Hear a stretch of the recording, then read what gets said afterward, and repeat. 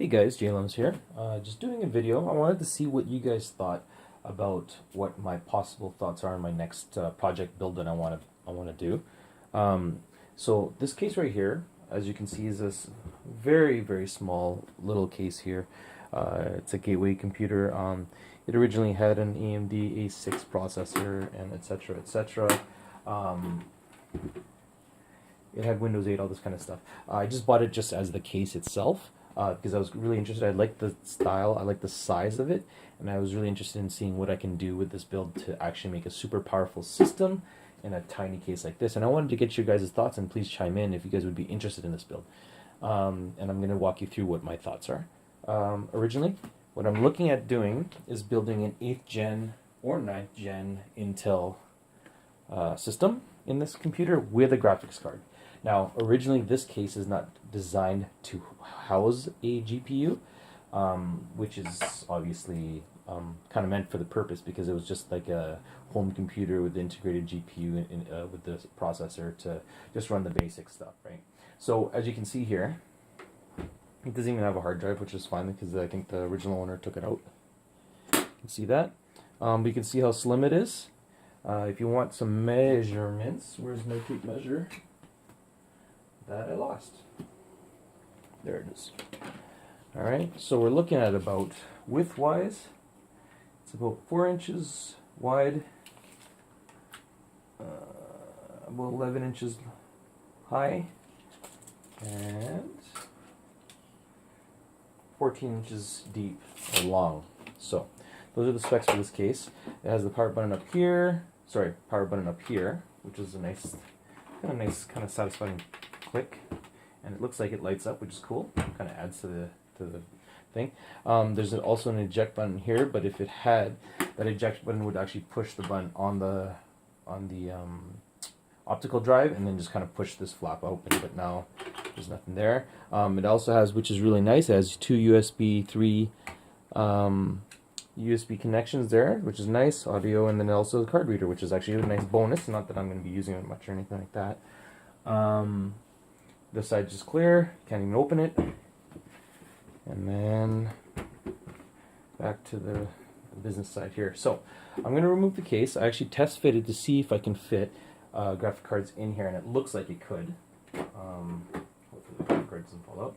So you take out the panel, and you can see right here, this is an RX 580, 8 gig graphic card. So it's a little bit on the bigger end. I'm planning to put a 1080 or a 1070 in here, is my goal. Let's see if you guys can see clearly. Looks good. Basically, so it's a mini ITX build, which is really small. It's the smallest form I think you can get pretty much for regular retail. It'll fit in this spot here. I forgot to mention that this case actually came with a mini ITX power supply rated at, I believe it's 240 or something. Let me double check here. 220 watts, which is just enough. I found an upgrade. I found a 300 watt black, which actually matched with the system, that I might have to order if needed. Right now I don't want to spend as much money. I don't want to spend as much. I want to save as much as I can. But basically, yeah. It came with a power supply, which is very good because obviously you can't just fit any power supply into this system because it's not big enough to house that. So that was actually a definite bonus. I forgot to also mention that I bought this case for $10 off of what we call Kijiji in Canada here. I'm not sure if they have it in the States. But yeah, it was just a regular buy and sell, people trying to get rid of stuff. So yeah, that's cool. So like I said, a mini ITX system. I'm looking at a B360 maybe, or a Z, but I don't know if I want to spend that kind of money.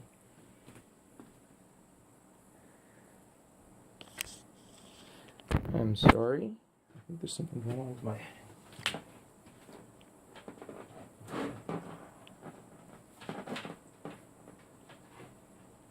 Sorry.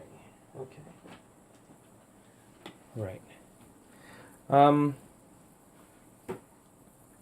was I talking about? So I was talking about the mini ITX system with the board here.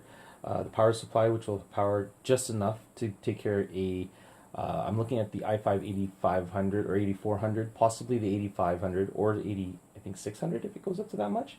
Or possibly if I want to drop the actual money and get the i7 8600 non-K, or sorry, 8700 non-K, which seems a little bit of a waste of money for those who know, because it's quite pricey and you're not getting overclocking, but this build is not meant to overclock.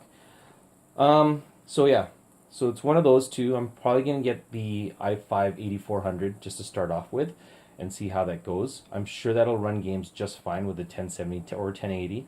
All the hard drives and such, I don't think I'm going to put any, what do you call this, regular hard drives. They're all just going to be SSDs to save space, and I think I'm just going to stack them right here and then tape them together. Maybe I'll just bring this in a little closer for you guys so you guys can see better. Yeah, I'm just thinking of stacking SSDs here, and then the graphic card, like I said.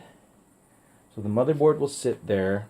The only thing that I need to measure, but I'll know that when I get these parts, if I actually look into it, is that if the Intel heatsink that comes with it, I don't know how far it'll come out. Now, if you look here, I'm going to turn the case. You can see on the side profile here.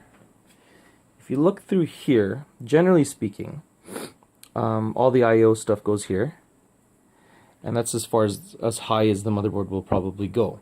Now, the heatsink. Now, I just looked at one of my other systems, actually just this one that I'm actually testing on right now, right here. And when I look at it, it's probably a good, maybe inch or so higher than what the I/O goes for. Now, this is a different system, totally different things, but just to get an idea. So here's what it looks like when the GPU is actually installed into this. Let me just kind of throw it in there. So basically, fix that. Okay, so as you can see, it sits flush here. When you see the side profile, you're going to notice that the graphic card is going to come up right to the panel, which is okay, just because, where is the panel? The panel has holes, so that's where it's going to draw all its cool air from, which is totally fine. But if you guys can't see from that angle. There. So if you look at here, you can see there's nothing showing. Oops.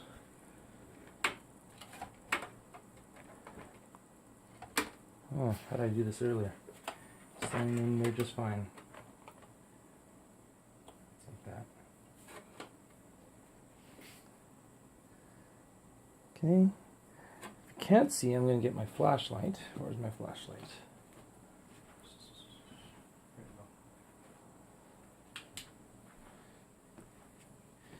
You guys can see that there's all the I/O will be fine. There's plenty of space for that. But the only thing is that it really depends on how far the cooler goes. That's my only one problem, and this whole thing will work. As for most of you know, when we're talking about these kind of mods, obviously I'm going to be using a GPU riser cable to actually just basically put it where I want to. I guess I could put it further back if I had to, but I think it'll still interfere due to space, because the CPU cooler will be around here somewhere. So yeah, that's kind of my initial thoughts. I'd like some feedback if you guys think it's pretty interesting and it's worth doing, and I'll definitely record it and such. And if you guys really want to, please follow and give me some suggestions. J-Lum's out. Thanks a lot.